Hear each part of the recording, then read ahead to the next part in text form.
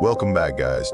In today's episode, I'm sharing 10 true scary stories about West Virginia wilderness. Prepare yourselves for unsettling tales that prove some places were truly meant to stay forgotten. But before we continue, if you're new here, make sure to subscribe and don't forget to like and share. Thank you all. Now, let's begin.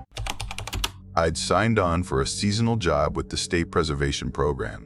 Just temporary trail work, mostly maintenance and documentation out in the backwoods near Covner County. Each of us got a section. Mine was Section D. It was the roughest one, according to the coordinator. Overgrown, remote, no paved access roads. Just a mess of old mining paths cut into the hillside back when horses still hauled carts. Some parts hadn't seen a footstep in decades, which, honestly, I didn't mind. I liked working alone. There were 6 of us in total. We each got a zone to cover, a radio with a check-in schedule, 3 times a day, every day. My spot didn't have cell service, barely even had a trail. I had to hike in from the south side and follow a flagged route that one of the surveyors had set up years ago. First couple days I cleared brush, flagged new erosion, and made notes using a digital recorder they'd issued. By the 3rd day, I started feeling familiar with the layout. The day everything started, I got to the trail early. Sun wasn't fully up yet, and I wanted to reach an old clearing that had been logged in the records as the site of a collapsed boundary marker, supposedly from the 19-teens. Took me close to 45 minutes just to hike in. The trail twisted through ferns and down timber, and I had to scramble across a couple switchbacks that were barely holding together. Once I reached the clearing, I set my pack down beside the first marker and got to work. It had slid halfway out of the slope over time, but the top half still had some inscription left. I cleaned around it, snapped a few photos, and logged a note. Everything was quiet, dead quiet actually, but that wasn't unusual. That part of the woods was always still. No birds, no buzzing, just the sound of me scraping dirt. Then I stood up to stretch, and something caught my eye. Up at the top of the slope, maybe 20 or 25 yards away, there was a wooden stake sticking out of the ground, crooked and thin, definitely not part of any state marker. And tied to the top was a strip of red cloth, looked like a bandana frayed, soaked through, clinging to the wood. That wasn't there the day before. I reached for my radio, called in just to document it. Got nothing but static. I checked my watch, still 20 minutes until the scheduled check-in. I figured I'd log it manually, so I grabbed my recorder, left my pack by the marker, and climbed up to take a closer look. The cloth was weird. It looked old, but also wet. Not damp from dew, but soaked, like it had been buried and pulled up. There were markings on the stake, too. Shallow carvings, almost like someone had used a pocket knife to dig circles into the wood. Nothing intricate, just rough outlines, like they were doing it in a hurry or with shaky hands. I took a picture, made a note into the recorder. Then I turned around and my pack was gone. At first, I thought I'd just lost my bearings. Maybe I'd walked farther up than I thought. But no, the exposed marker I'd been working on was still right there. My tools were next to it, exactly where I left them. Just no pack. I walked back down, checked the area. No sign of anything.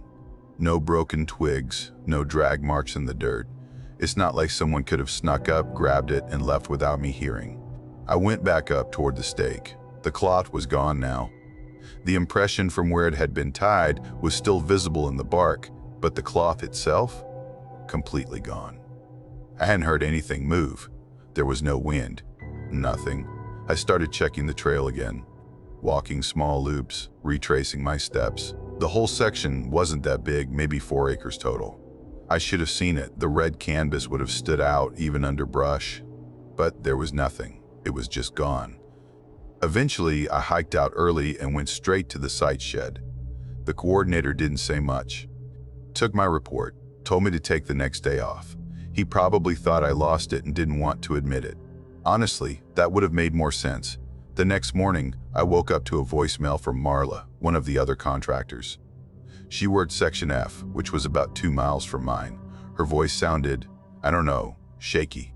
Not scared exactly, just strained. She said she'd found a pack that didn't belong to her. Said it was red canvas with a torn zipper and an old part tag. Described it exactly. My pack. I called her back immediately, but it rang out. No answer. When I got to the site that afternoon, the coordinator said Marla had called in sick. I asked if she'd dropped off the pack before leaving. He looked at me like I'd asked if she flew to work. Said she hadn't brought anything in. That night, I couldn't sleep. Had this feeling like the dream was already waiting for me. And sure enough, when I finally drifted off, it hit. In the dream, I was walking my usual trail, but something felt wrong. I wasn't holding my tools. I was dragging the wooden stake, its tip scraping the dirt. And the bandana? It was tied around my wrist, snug and damp, like a warning. I woke up with my shirt stuck to my back. Checked my phone again. Nothing from Marla, nothing at all. The day after, I did something I probably shouldn't have. I went out to Section F. I just needed to see it for myself. I followed the marker flags she'd left, bright orange strips tied low, spaced every 20 yards. 5 minutes in, they just stopped. Up ahead was a small clearing. No tools, no signs of work. Just a single wooden stake in the center, same shape, same lean, red cloth tied to the top. I didn't want to get closer, but I did. And behind a patch of thorns, half hidden under brambles, I saw my pack. It was torn open like something had rummaged through it. My recorder was still inside. I turned it on. The first entries were mine. Basic logs from that morning. Me describing the marker. The red cloth. Then 10 seconds of static. Then came the breathing. Slow. Deliberate. Not mine. It sounded too close to the mic, like he was sitting in someone's lap. Then my voice again. Except I never said what it said. Stop bringing them. That's it, 3 words. But in my exact voice. I turned it off. Took the recorder, the pack, what was left of it, and left. Straight back through the trees, no stops. Back to the shed, told the coordinator I was quitting. No explanation. I packed up that afternoon and drove straight out of Kovner County. Didn't wait for the last check.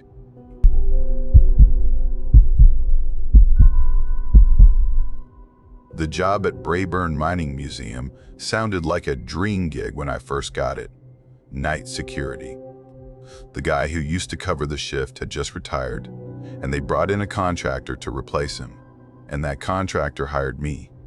All I had to do was walk the circuit a few times, sign the log sheet every hour, and make sure nobody broke in to mess with the exhibits.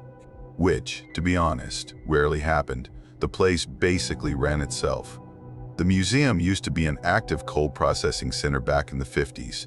Now, most of it was cleaned up and sectioned into walkable exhibits, with placards and mannequins and old gear. There was a freight elevator that ran all the way down to the basement archive. That area was off limits, unless you had a very specific reason to be down there. Curators, maintenance staff, maybe an electrician. I had the key, clipped to my belt with the rest of the ring, along with the backup door code in case the elevator glitched. But I wasn't supposed to use it. My supervisor literally said, don't mess with it unless something breaks or catches fire. First couple of weeks were smooth, not a single weird moment. I'd show up just before 10, clock in, grab a coffee from the little break room, and plant myself behind the main desk with whatever book I was working through. Every so often, I'd walk around, check each wing, look over the displays, shine my flashlight down the halls just to look official. Most nights, I didn't see another soul, but on the 14th night, something changed. It was 10:30, give or take, and I had just finished one of my usual laps. I was settling back into my chair when I heard this scraping sound from the back exhibit. Metallic, low, not super loud, but sharp enough to get my attention. It sounded like someone dragged a pipe across a concrete floor. I figured maybe something fell. There were shelves and displays back there, not everything was nailed down. Or maybe it was a rat, place was old after all. I grabbed my flashlight and headed over. By the time I got there, it was silent. Everything looked normal. The mannequins were where they always were, frozen mid-swing with rusted pickaxes. The mining cart was still on its little rail section. Nothing looked out of place. I was turning to leave when it happened again. Another scrape. This one louder, from behind the sealed double doors that led to the old freight tunnel. That tunnel was sealed off long before I ever got there, collapsed in the late 70s from what I heard. There was even a plaque near the door that mentioned the cave-in and how the museum preserved the site for historical context. Nobody went in. Nobody came out. I waited, listened. It was quiet again. For the rest of the night, I sat with one eye on the hallway that led to those doors, told myself it was old pipes, or an echo from somewhere deeper in the building. But then it happened again, and again, 3 nights in a row. Always around the same time, always the same place. Just once each night, a scrape, then silence. By the 3rd night, I started adjusting my rounds so I'd be standing near that door at 10:30, just in case. One night, I swear I heard something else, like gravel shifting. Barely audible, but it was there.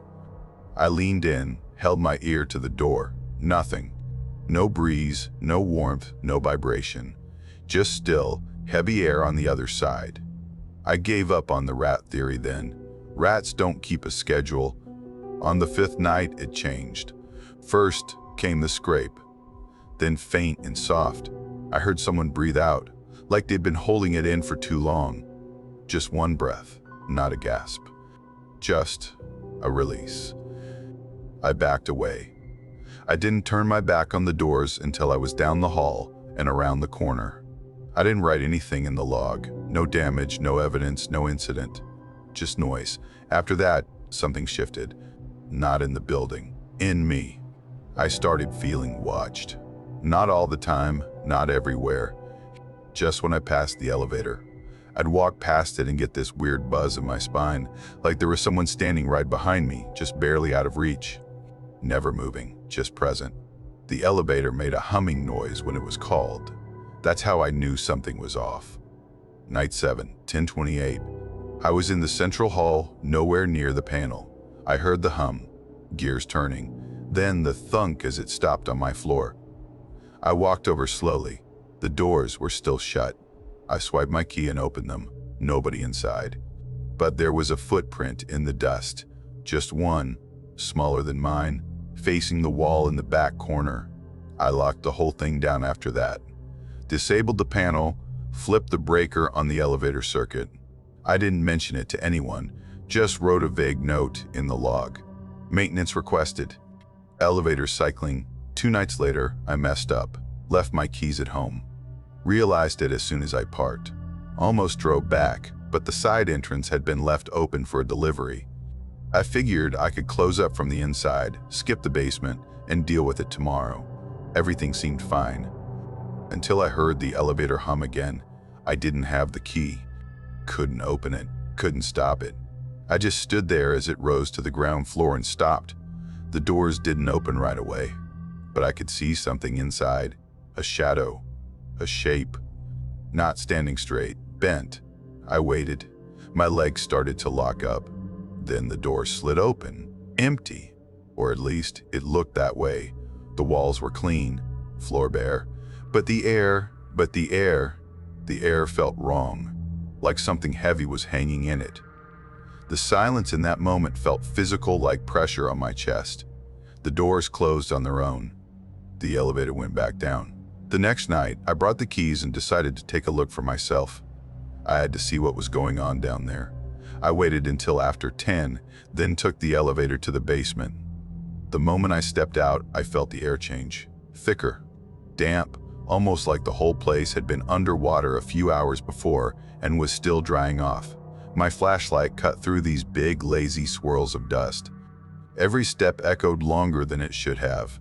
I passed shelves of old helmets, stacks of rotting crates. The mining log room was straight ahead. Right before I got to it, the air dropped. Cold, not AC cold. More like walking into a stone cellar after rain. The tunnel door, the one that was supposed to be sealed shut, was cracked open. I stopped. Just stood there for a long second staring. That door hadn't moved in decades. Then I heard it, my name. Jonah. Soft. Whispered. Like someone testing it out. I didn't move. Didn't breathe. Then it came again, stretched longer this time. Like whoever was saying, it was trying to remember how to form the word. Jonah. I shut the door, locked it manually. I didn't turn around until I was in the elevator. As the doors closed, I heard it again. Closer now. My name repeated in a breathy rhythm like someone was practicing it underwater. I rode up and stayed at the desk until daylight. I didn't quit. I didn't transfer. I still work the shift. Same nights, same rounds, but I don't go near the elevator anymore.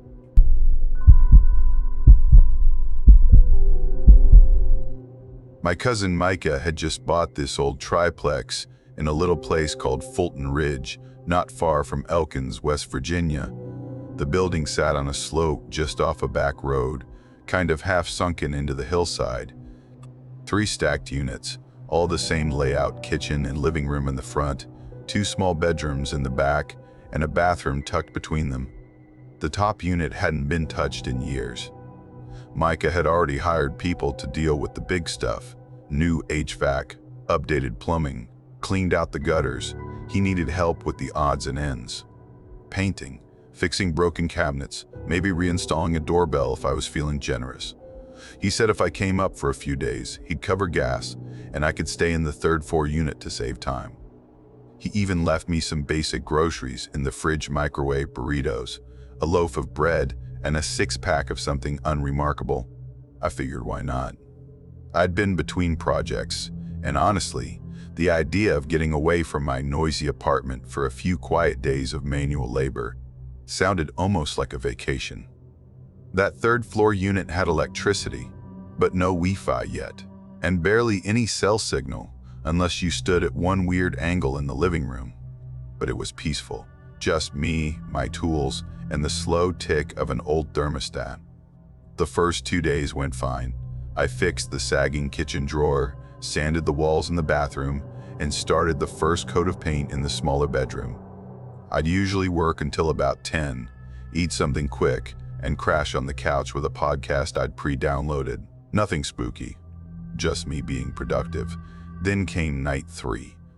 It was a little after midnight when I heard it. I was half asleep, wrapped up in a blanket on the couch, when this soft, dull knocking pulled me back up. Not from the hallway, not the stairwell above me. Slow, rhythmic. 3 knocks.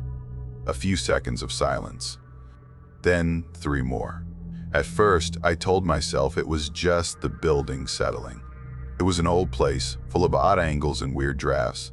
Maybe something had shifted on the roof, a loose gutter, a tree branch scraping in the wind.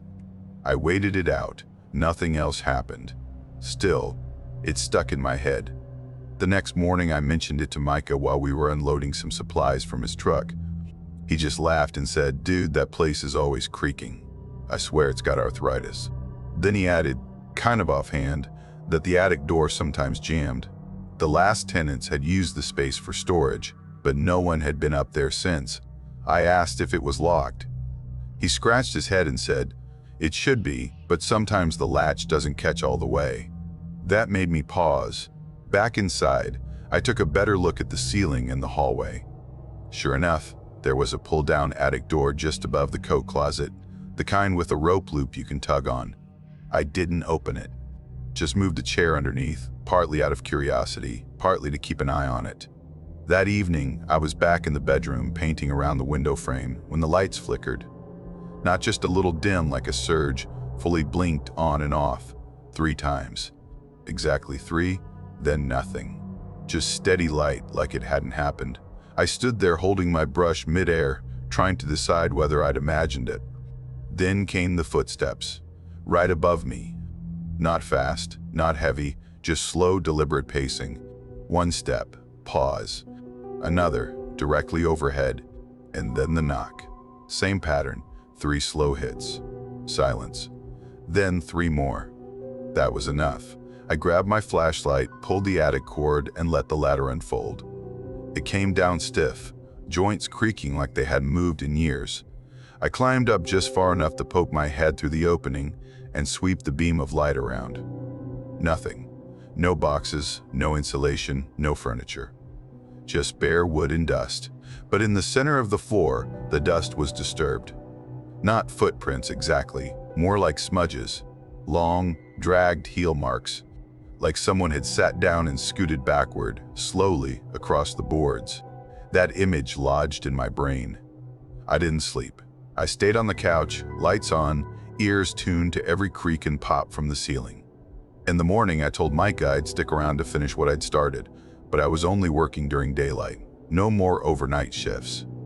Around 4 that afternoon, I was reorganizing the tool bin when I heard footsteps in the hallway again. Just regular walking.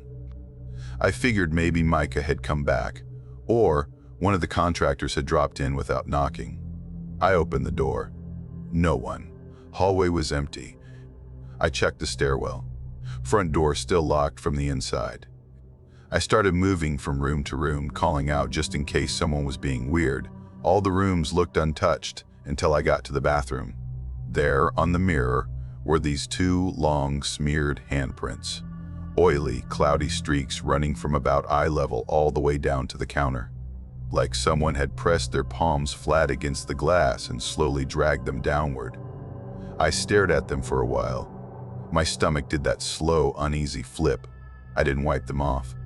That night, Micah came by again to help me pack up the heavier stuff. As we were locking up, he suddenly stopped on the driveway and pointed up. "Did you open that?" he asked. The kitchen window on the 3rd floor where I'd been sleeping was cracked halfway open. I said no. I'd never touched it. The windows in that place were old and a pain to move. I hadn't even tried. We went back upstairs and checked it out.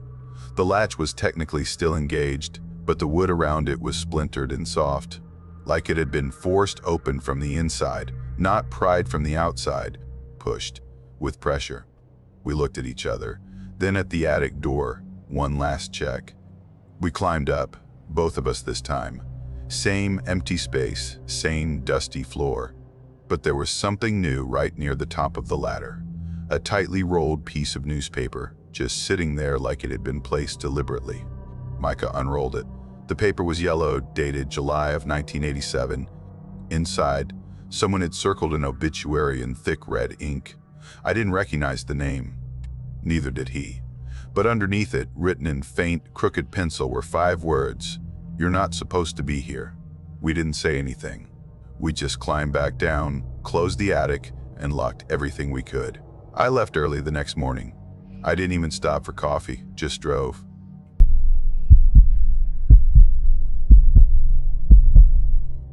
My shift at the reclamation office started at 7, and I was already sorting intake logs when the first odd entry showed up. A pallet of old circuit panels had been marked as delivered, even though I knew for a fact I hadn't signed anything. I even checked the yard myself. Nothing there. I'd only been working there a few weeks, contract position, nothing permanent.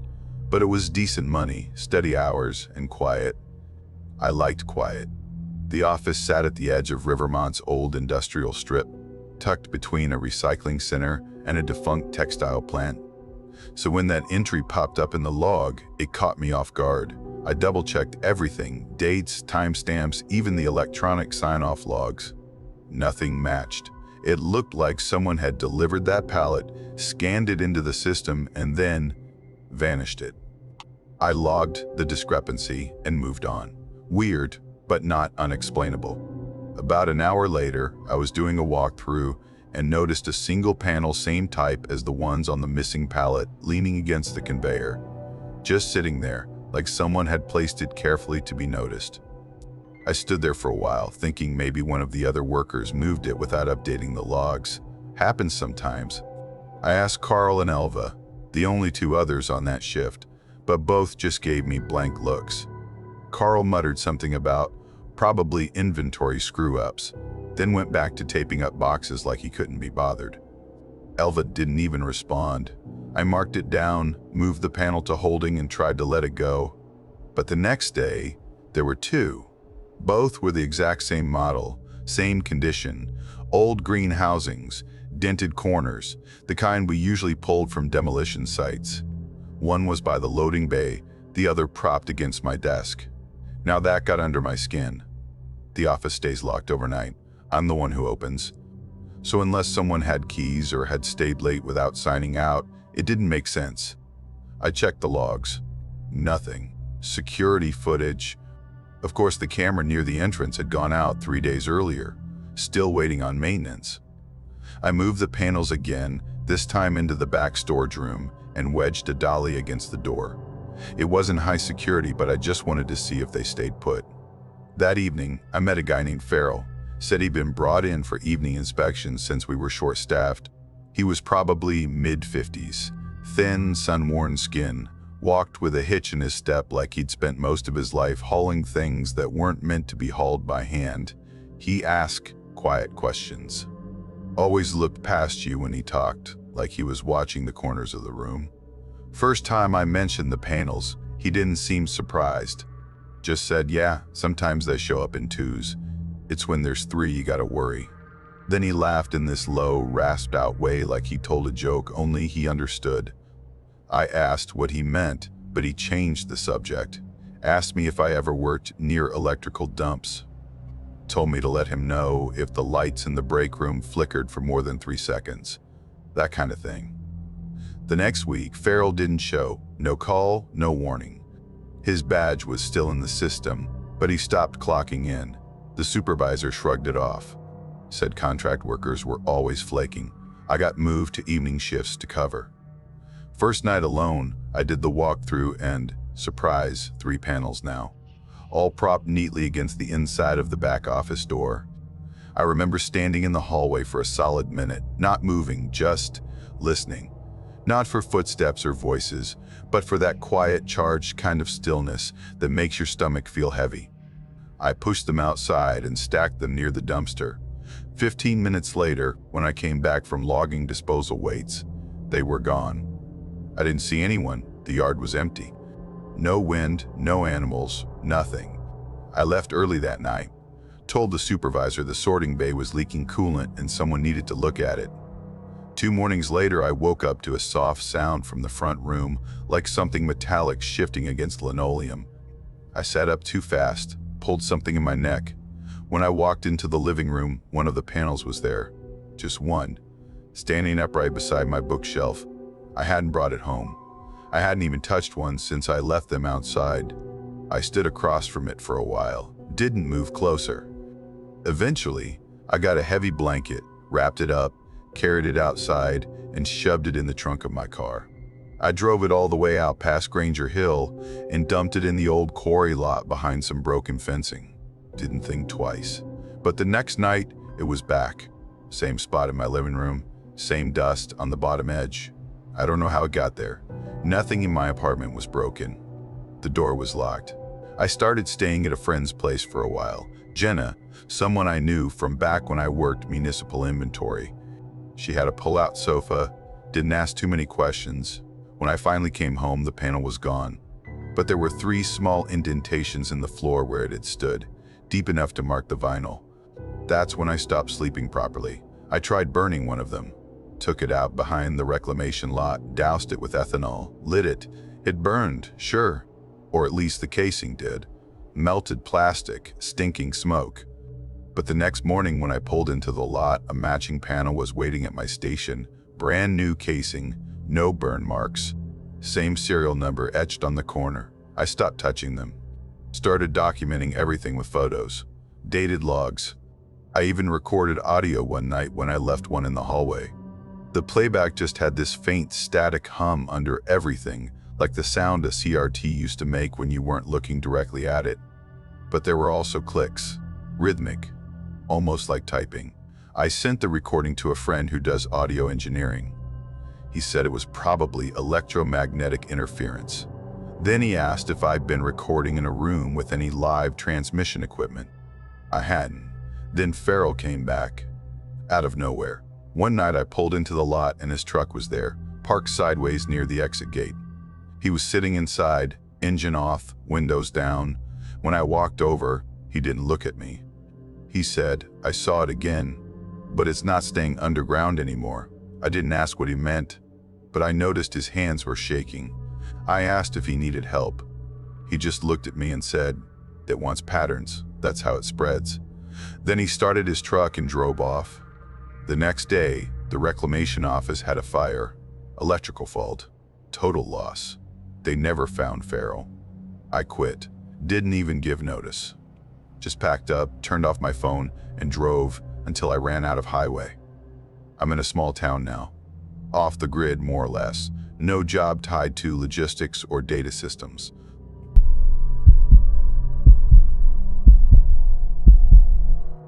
I was clearing out brush on the old side trail behind Bramble Creek when I noticed the rocks.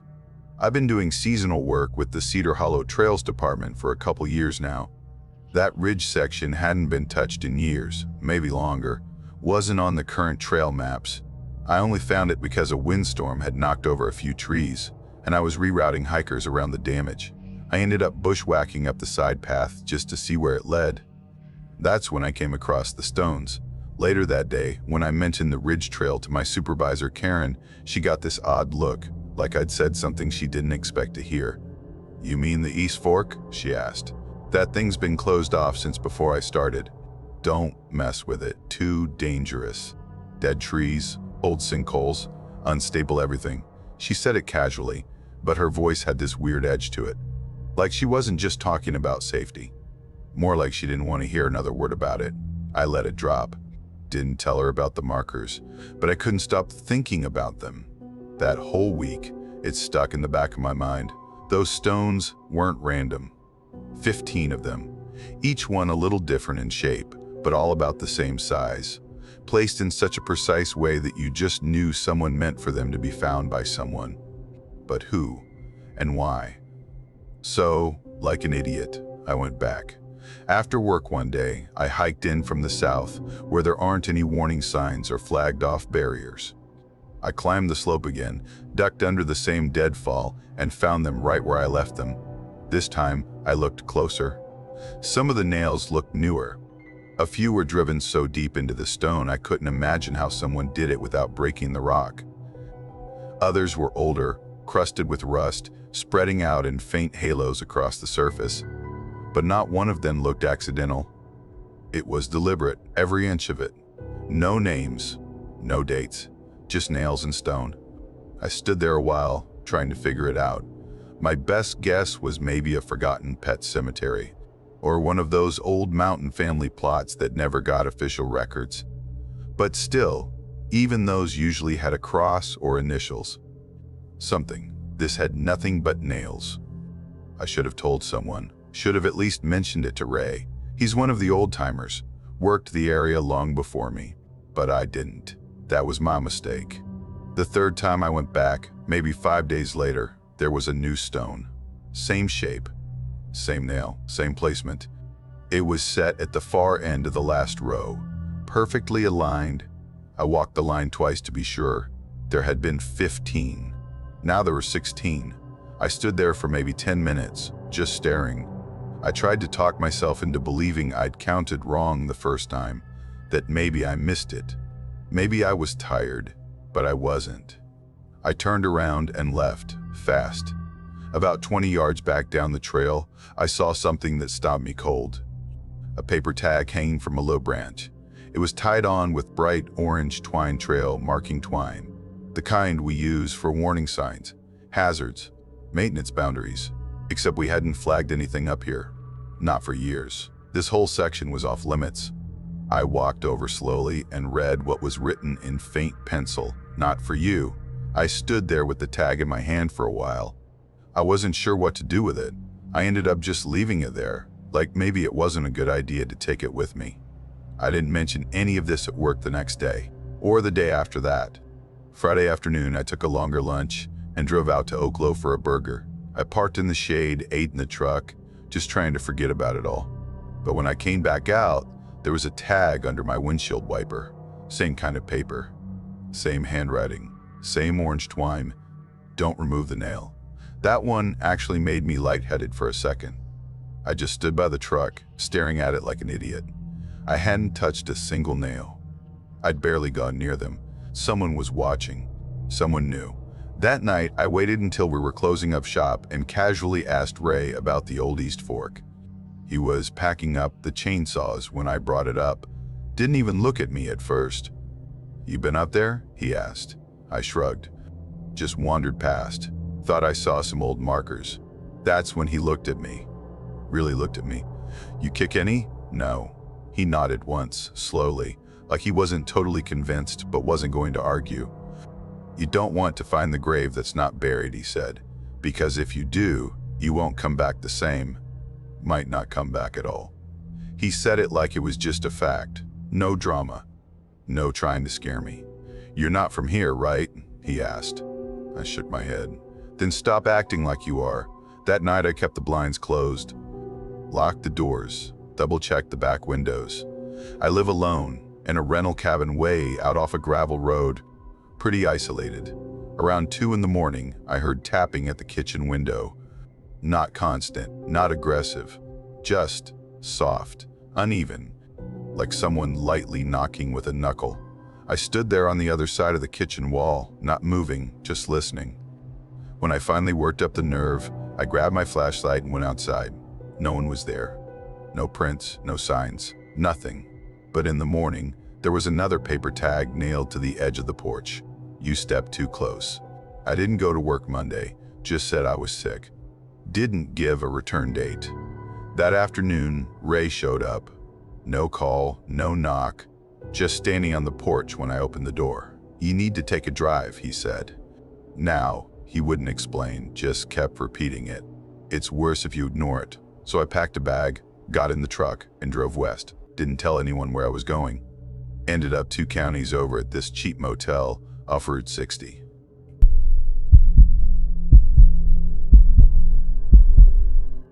After I lost my job at a warehouse in Pittsburgh, one of those big distribution centers where everything's loud, fast, and constantly behind schedule, I didn't have much of a plan. So when my Uncle Ray said I could crash with him for a while, I didn't hesitate. He had this trailer sitting near the edge of a ridge in Fayette County, West Virginia. It sat maybe a half hour outside of a tiny town called Hollow Creek. 1 gas station, 1 grocery store, a laundromat that barely ran. If I needed real cell signal, or something that wasn't fried food or canned beans, I had to drive down to Meadowville. Still, for the first couple weeks, I got used to it. I'd wake up, drink burnt coffee, tinker with whatever Ray wanted fixed, then read or scroll my phone until I ran out of signal. Pretty low stakes living. Then I met this girl at the gas station just outside Hollow Creek, Lacey. She worked at the checkout counter, had this quiet confidence about her, and laughed at all my dumb jokes. We talked a couple times while I bought snacks or filled up the truck, and eventually I asked if she wanted to hang out. First time, we met up at a little diner and just talked for hours. She was funny, sharp, a little sarcastic. Felt like we clicked fast. A week later, late October, starting to get cold, she asked if we could hang out again. I said sure. She didn't want to go back to her place, said her brother was crashing there, so I offered up mine. I figured Ray would be out anyway. He often drove up to Glen Hollow to drink and watch sports with some guys he'd known since high school. That night, I picked her up, we grabbed some food, and headed back to the trailer. We pulled in around 10. Porch light was on, flickering as usual. I unlocked the door and noticed the doormat was pushed off to one side. Not a big deal, but I always straightened it when I came or went. One of those little habits you don't even think about until something's off. Inside, things felt normal enough, except I noticed 2 of the upper kitchen cabinet doors were hanging slightly open. Just an inch or 2. I paused, staring at them, trying to remember if I'd left them that way. I hadn't. I'm not tidy exactly, but I'm not the kind of guy who leaves cabinets hanging open. I asked Lacey if she ever had raccoons or anything get into her house. She laughed and said maybe my uncle was just forgetful. Could have been that. Still, it was a strange detail to let go of. We sat on the couch and ate, half-watched some old movie playing on TV. The vibe was good, comfortable, kind of lazy. I started to relax. Around 11, I got a text from Ray. He said he was staying at his buddy's place for the night. That made me feel better. Knowing we had the place to ourselves helped me shake off that weird feeling from earlier. Somewhere between then and midnight, the lights flickered. Just once. Lacey made a joke about haunted trailers. I laughed but didn't feel like joking. She got up to use the bathroom. I wandered into the kitchen to grab a soda. That's when I noticed the back screen door was cracked open. Not wide, but definitely not closed. It hung maybe 2 or 3 inches off the frame. The latch was loose sometimes, so part of me thought it could have just bounced open. But I knew I'd shut it earlier. Locked it too. I stood there for a while, staring at the gap, one hand still in the fridge. Eventually, I pushed it closed and slid the bolt tight. My shoulders felt tense, like I was waiting for something to explain itself. Lacey came back and noticed the look on my face. I didn't want to make a big deal out of it. Told her the back door had blown open. She shrugged it off. Asked if we could step outside for a smoke. We went out the back, stood on the small wooden steps. The woods beyond the ridge were pitch black. No moon, no stars, just this wall of trees and darkness. I kept looking out there like my eyes were trying to focus on something. But there was nothing. No sounds, no breeze. The stillness felt heavy. We didn't stay out long.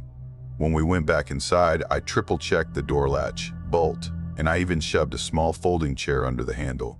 Lacey gave me a look but didn't say anything. We went to bed. She fell asleep pretty quick, but I just laid there, staring at the ceiling. The silence was louder than usual. I couldn't shake this feeling that something was off. Around 2 in the morning, I heard it.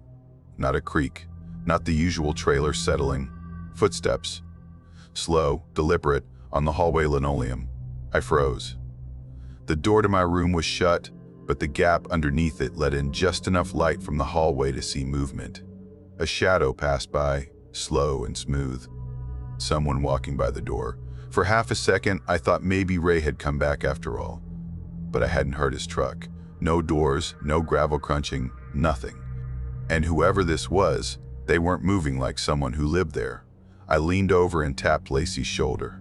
She stirred, blinked, looked at me. I whispered, "I think someone's in the trailer." Her face shifted instantly. She didn't speak, just stayed still and listened. 2 more steps, then nothing. I reached into the nightstand and pulled out Ray's big metal flashlight.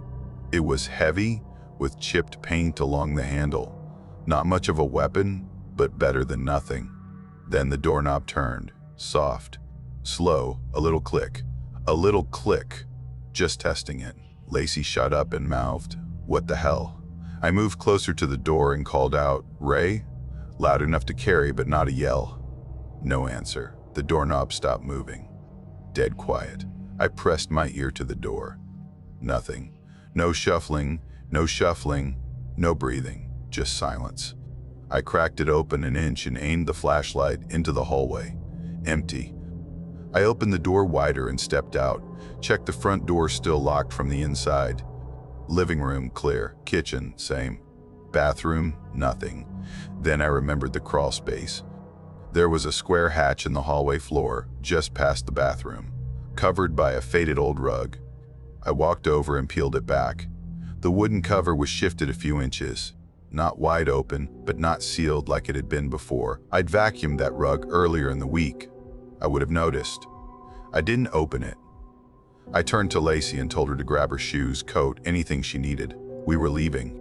I locked the door behind us, and we got in the truck. I drove straight to a motel in Hollow Creek and didn't say a word the whole way. The next morning I called Ray, told him everything. He came back with a shotgun in his truck bed and opened the crawl space. Inside, there were boot prints in the dirt. An empty water bottle in the corner. Someone had been down there, living, sleeping, watching probably. The cops came, did a search. They found a torn scrap of flannel, a rusty pocket knife, a matchbook from a bar in Beckley, and a trail of broken branches leading off into the woods. No ID. No fingerprints. Nothing they could use. Ray put in a steel grate over the hatch that same day, bolted it to the frame. I packed my things and left a week later, moved to Charleston, found work, tried not to think about it. Now I live in an apartment on the 3rd floor with double locks and motion lights. I check under the bed every night. Closet too.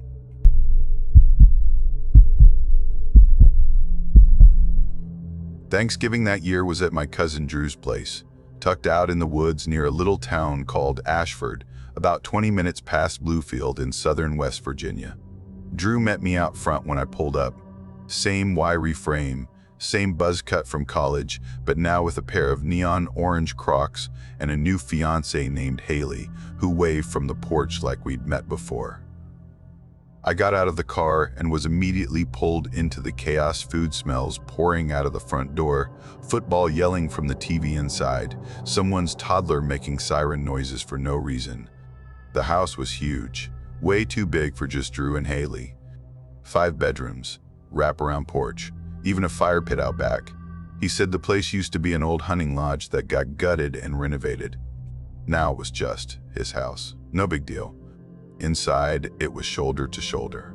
I counted 18 people, cousins, in-laws, kids, people I wasn't even sure were related, but smiled like we grew up together. The kind of party where you start off checking your phone in the corner, and by the end of the night you're laughing over beers with someone who once pushed you off a trampoline in 5th grade. Dinner was chaos. Plates piled high with everything. Haley made 3 different kinds of pie for some reason. By the time we sat down to eat, it was already dark out, and the windows just showed your own reflection. That weird kind of night where it's so quiet outside, it feels like the woods are pressing in on the house. I crashed in the guest room upstairs, the one with the floral quilt and a window that looked out over the gravel driveway. Around midnight, after brushing my teeth and trying to ignore the sounds of someone snoring loudly down the hall, there was a knock at my door. It was Drew. He leaned in with that sheepish look, scratching the back of his neck like he was about to ask for a ride to the airport. "Hey man, you awake?" "Kind of," I said. "What's up?" He explained that his neighbor, a guy named Curtis, had asked him to check on his dogs while he was away for the holiday. Nothing major. Just let them out, top off the water, maybe 10 minutes max. Only problem was, Drew had knocked back half a bottle of wild turkey and wasn't about to drive anywhere. "You'd be doing me a huge favor," he said. I was about to say no. I was tired. I didn't want to drive in unfamiliar backwoods at night. But then he hit me with, "Remember junior year? That night in Huntington when I—" "Okay, fine," I said, cutting him off. "What do I have to do?" He handed me the keys to his truck and gave vague directions. Down the main road, past a busted mailbox, then a gravel path to the right after a bend. "You'll see a tree with a bunch of reflectors nailed to it," he said. "That's the turn. Long driveway. House sits behind a hill. You'll know it when you see it." So, off I went. The truck was old but steady. Tires crunched over the gravel, and headlights cut through trees that looked like they'd been there since the Civil War. I found the turn, barely almost missed it, because the reflectors had fallen and were now just hanging crooked like they'd melted. The driveway stretched longer than I expected. When I finally saw the house, it looked lonely. Single story, dark porch, no cars. The only thing that stood out was the basement light glowing faintly through a window near the back. I parked, left the headlights on, and walked around to the porch. There was a small note taped beside the basement door. "Dogs in back room. Let them out in yard. Water in bowl by sink." I opened the door. The smell hit me first. Not bad, just musty, like a space that hadn't seen fresh air in a while. The dogs, 2 black labs, were curled up in the corner on an old blanket. They perked up when they saw me, tails wagging low and lazy. "Hey guys," I muttered, flipping the light switch. They stood, stretched, patted over. One nuzzled my leg. Friendly, mellow. I opened the back door, let them out, and leaned against the door frame, waiting. My phone had 0 bars. I tried to check messages out of habit, but it was like holding a dead brick. Fine. I watched the dogs instead. They sniffed around for a bit, walked toward the edge of the yard, near where the tree line dipped into a shallow slope. Then they stopped, both at once, just froze. Their bodies stiffened, ears up, tail straight, eyes locked on the woods. I squinted, trying to see what they saw. Nothing. No rustling. No glowing eyes. Not even a breeze. Then the bigger one took a slow step back, keeping its eyes locked on whatever it thought was out there. A low growl rumbled from its chest. The other one whined softly. And that's when I heard the knocking. Not behind me. Not at the front door. Under the porch. 3 knocks. Slow. Even. Solid. Like someone tapping with their knuckles against the wooden beams. I didn't move. It didn't sound like a branch or an animal. It had rhythm, intent. 3 more knocks. The dogs turned and bolted straight back to the basement door. I opened it without thinking. They ran in, tails tucked, and immediately huddled in the farthest corner like they couldn't get far enough away. I locked the door, didn't check under the porch, didn't even glance back. I walked fast, almost jogged back to the truck, climbed in, and peeled out down the gravel.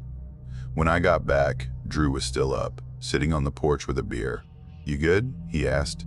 I told him what I heard. The dogs, the knocking. He raised his eyebrows but didn't say much. Just muttered something about sound carrying in the hills. Probably a possum or raccoon messing around under there. "Possums don't knock," I said. He just shrugged. "Weird place. That house has been empty on and off for years. Curtis inherited it last spring. I didn't sleep great. Around 3 in the morning, I woke up with my mouth dry. I slipped downstairs quietly, stepping over bodies in sleeping bags and half-finished puzzles. As I opened the fridge, something outside caught my eye. There was a woman standing in the field behind the house. No flashlight, no jacket, long hair hanging down, not blowing even slightly. She wasn't walking, wasn't looking around, just standing facing the house, directly toward the window I was looking through. I blinked, still there. I leaned back slowly, heart knocking against my ribs. Waited, looked again, gone. I didn't check the field, didn't ask about her in the morning, just acted like nothing happened. Helped clean up, thanked Haley for the pies, packed my bag, and planned to be back on the road before 4. As I was loading up my car, Drew came out. "Hey," he said, Curtis texted. Said thanks again for helping out, but now the dogs won't go near the yard. They just bark at the basement door. I paused. "Wait, what?" He nodded like it was nothing. "They wouldn't even eat this morning, just sat there growling." He said it started last night. I told him again about the knocking, the porch, the dogs. He just gave me a crooked smile. "That house is weird, man. Always has been. Always has been. Someone said his Uncle Guy who used to live there died in the basement. That was enough. I didn't say goodbye to anyone else. Just got in the car and drove."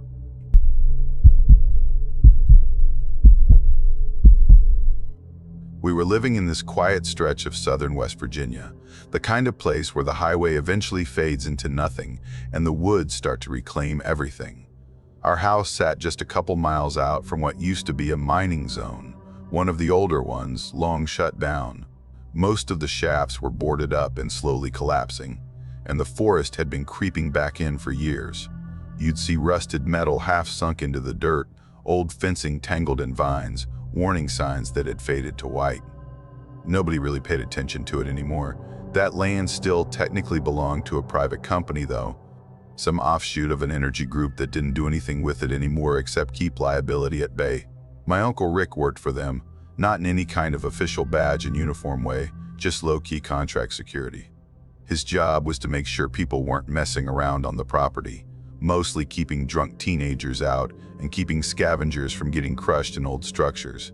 That fall, Rick fell through a rotted floor while checking an old outbuilding near Shaft 3. Broke his leg bad enough to need surgery and a long stint on crutches.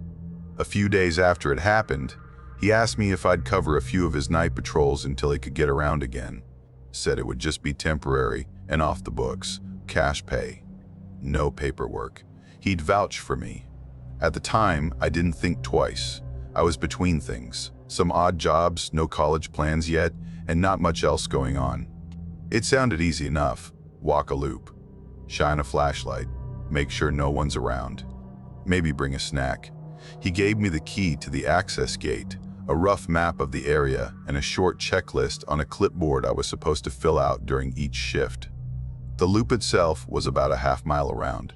It started at the perimeter fence and curved around 2 old mining structures, long since gutted, and then circled the main entrance to Shaft 3, which had a gate over it and fencing that extended a good 30 feet on either side.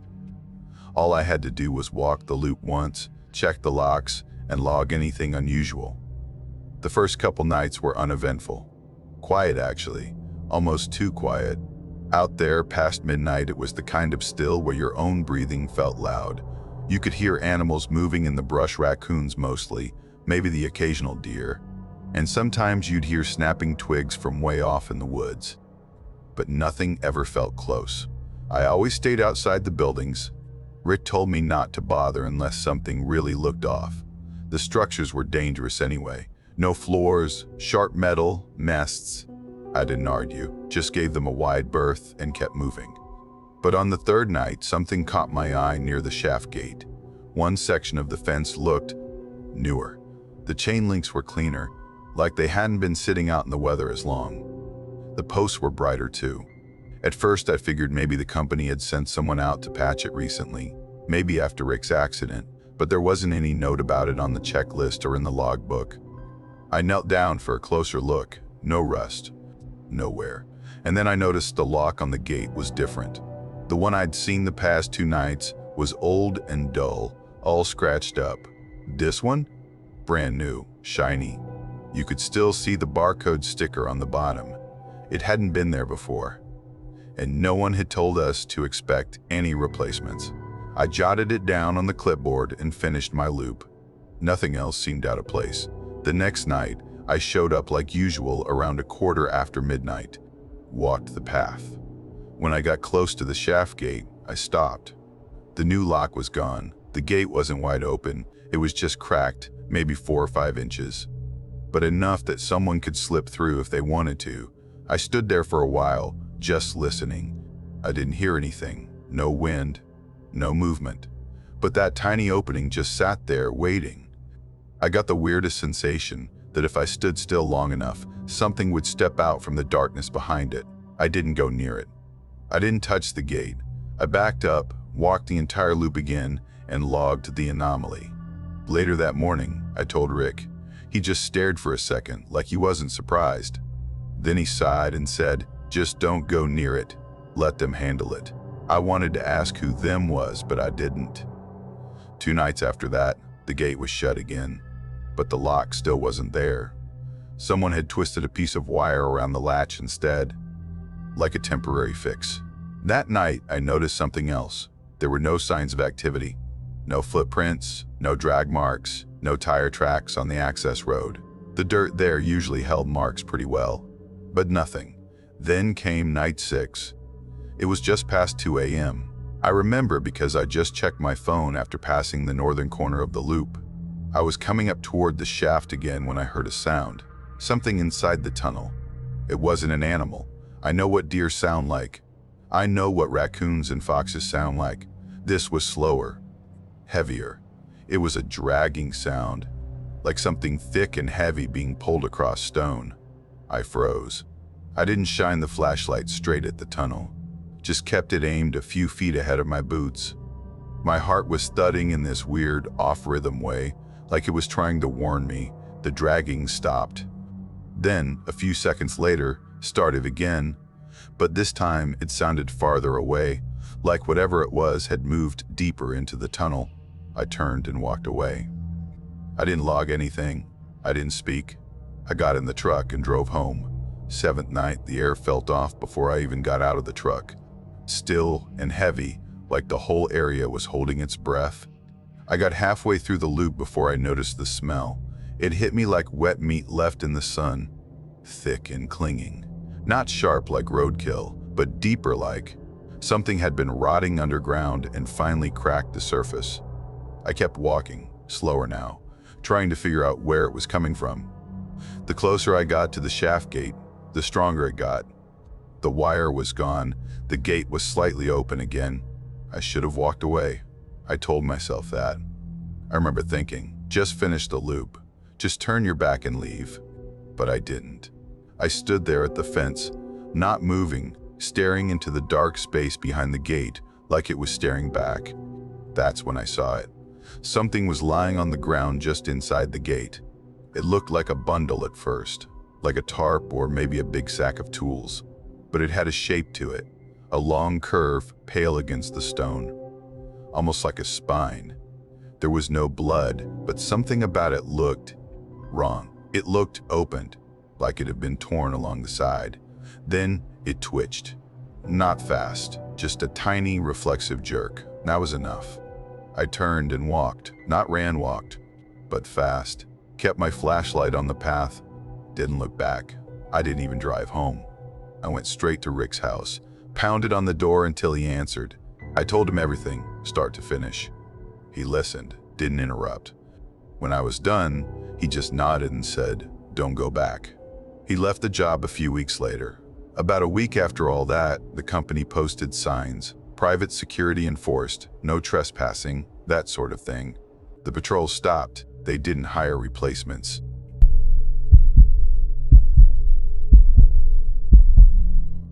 I was working maintenance at the courthouse in Briarfield, Virginia.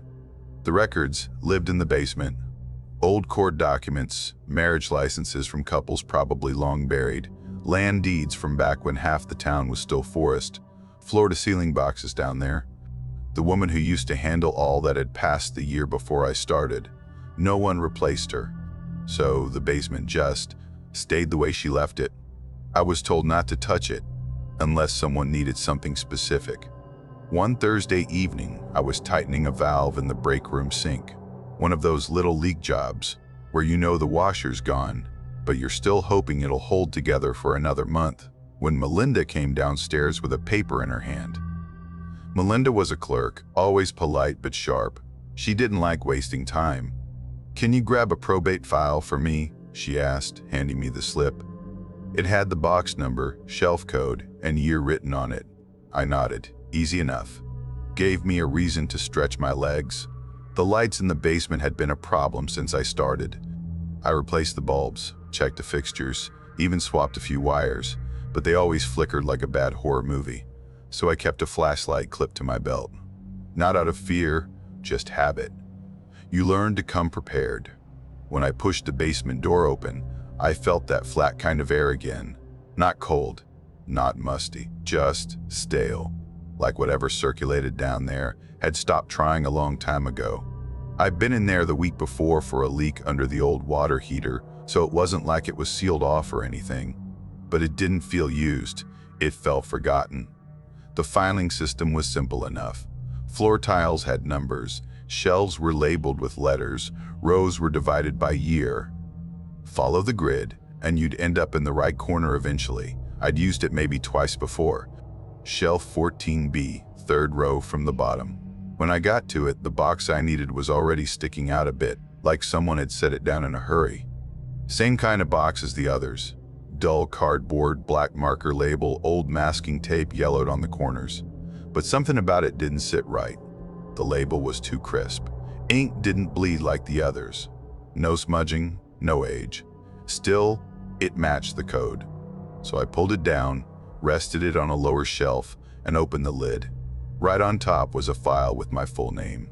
Not initials. Not someone else with the same last name. My name. I just stared at it for a second. Could have been a coincidence, maybe. Maybe someone filed a complaint or left a note. But when I opened it, it wasn't a complaint. It was a maintenance report. Standard form. But all the handwriting inside was mine. I knew it. The weird little curl I make on my F's.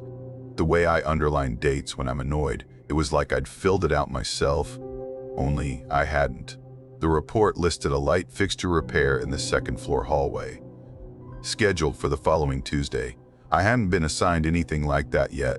I closed the folder, lifted the box to slide it back on the shelf, but the space behind me had changed.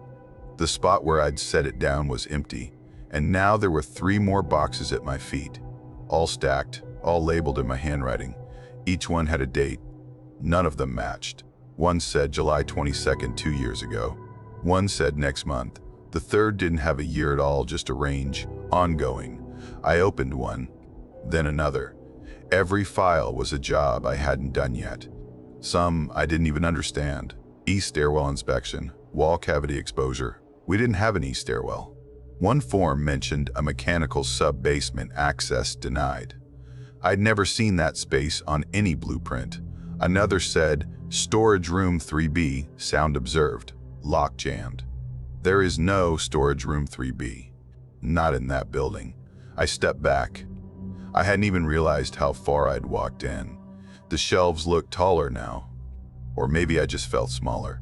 I turned, trying to get my bearings, but every row looked the same, stacks of old cardboard and stale air. That's when I noticed the cabinet. It sat low in the corner. Beige metal, medical looking, like something pulled from a nurse's office in the 60s. It didn't belong in there, not with the rest of the records. The top drawer was open just a little. Inside was a folded maintenance jumpsuit, identical to mine. Same navy color, same patch on the arm, same tear in the knee from crawling under the boiler last month. I hadn't left a spare down here. I didn't touch it. I turned back to the stairs. I needed to leave, get air, pretend I didn't see any of this. Right as I reached the top step, the door slammed shut, hard, like someone had yanked it. I ran up and shoved at it, but it wouldn't move. There's no lock on that side, no bolt, but it didn't budge. I knocked, then again, louder. Then I stopped, because I heard something. It wasn't footsteps, not breathing, just a soft sound right behind me. The kind of dry scrape you hear when cardboard slides across concrete. I turned around. There was a box on the step below me. I hadn't heard it move, hadn't seen it fall, but it was there. No label this time, just my name in big block letters across the lid. I opened it. Inside was a photograph, black and white, grainy. Looked like a still from a security camera. The timestamp matched that day. It was me, bent over, flashlight in hand, standing at shelf 14B. Just like I had 10 minutes earlier, I dropped the box. Shoved the door again, harder this time. It gave. I almost fell forward into the hallway. Melinda looked up from her desk like nothing had happened. "You find it?" she asked. "No," I said. "Records are a mess. I'll try again later." She nodded, already typing again. I went home and didn't sleep that night. Just lay in bed, staring at the ceiling, trying to convince myself I'd imagined it. That I was tired, stressed, anything but what it felt like. Next morning, I showed up early. Told the county manager I wasn't going into the basement anymore. Exterior jobs only. I didn't tell them about the files, or the boxes, or the photograph. They wouldn't have believed me. I'm not sure I do. Now I don't even go near the basement level. If a pipe bursts down there, someone else can figure it out.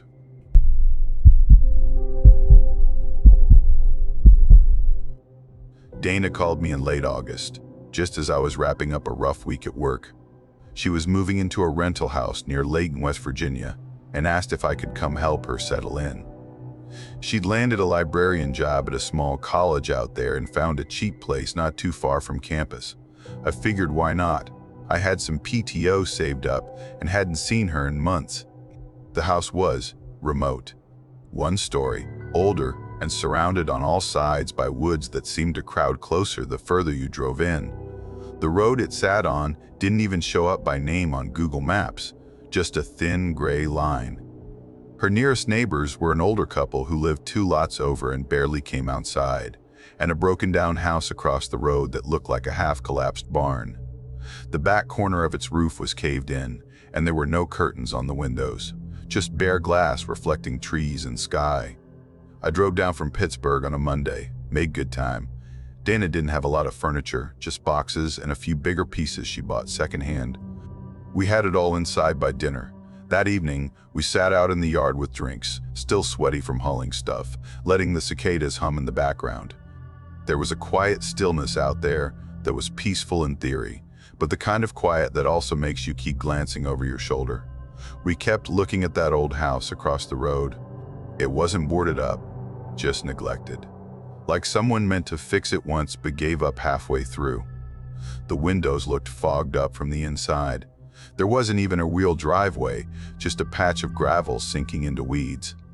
I joked that if anyone was living in there, they were either a ghost or a meth head. Dana laughed, sort of, then said her real estate agent told her the place had been empty for 6 years. She didn't sound convinced. The next morning I woke up to this soft, steady hammering, just enough to break the quiet. I rolled out of bed, looked out the window, and saw a man in a blue shirt standing next to that house across the road. He was nailing something to a wooden post near the edge of the yard. I couldn't make out his face, and there was something weird about how he moved. Slow, like his joints didn't quite work right. I figured I'd go out and say something, but by the time I got dressed and stepped outside, he was gone. Just gone. No sound, no truck, no footsteps on gravel. I asked Dana if she saw him. She hadn't heard a thing. We walked across the road together to see what he'd been doing. There was a piece of weathered wood nailed crookedly to a splintered post, covered in rusted nails and tangled wire.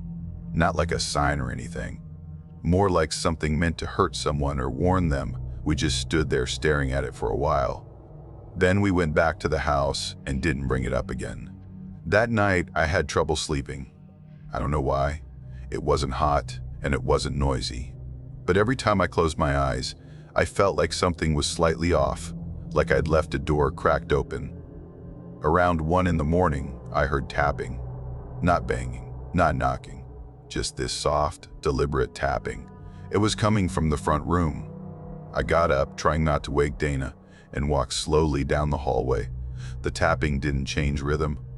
It was coming from the front window, the one that faced the road. I pulled up the blind.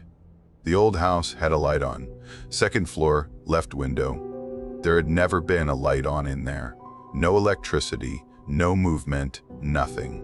But now it glowed with a soft yellow light, and behind the glass stood a figure, a dark shape, still as stone. I just stood there watching it. It didn't move. The light didn't flicker. Then, after what felt like a full minute, the light snapped off. No fade, just dark. I stepped back from the window and sat on the floor until sunrise. Couldn't bring myself to go back to bed. The next day, over coffee, I told Dana. She was already stressed from the job orientation and just waved it off. Said maybe someone was checking on the property. Maybe a squatter brought in a generator. She didn't want it to become a thing. I didn't press it, but that afternoon, something else happened. We were outside unloading groceries from her car when a man stepped out of the woods behind the abandoned house. Same blue shirt, same build, same weird, stiff walk. He didn't approach us, just stood at the tree line and stared. His face was long and pale, blank as paper. I called out, asked if he needed something, no response. After a few seconds, he turned around and walked back into the trees. Not a sound. No twigs cracking, no leaves rustling. He was just absorbed back into the woods. That night, I didn't even pretend to sleep. I kept the TV on low and sat up in the armchair near the hallway, just listening. Around midnight, the light above the kitchen sink started to pulse. It didn't flicker like a bulb about to go, it pulsed like it was breathing. Then it stopped. Then the hallway light flicked on. I was still staring at it when the smell hit me. Smoke. Sharp, acrid. The kind that catches in the back of your throat. I ran into the kitchen, nothing. The stove was cold. No fire. But the smell was thick, like something had just burned and vanished. Dana came out coughing, scared. We searched the house top to bottom, checked every outlet, every wall. Nothing. Then I opened the front door to let the air out, and that's when I saw it. Right at the edge of the yard, near the ditch, was a mound of dirt. It hadn't been there earlier.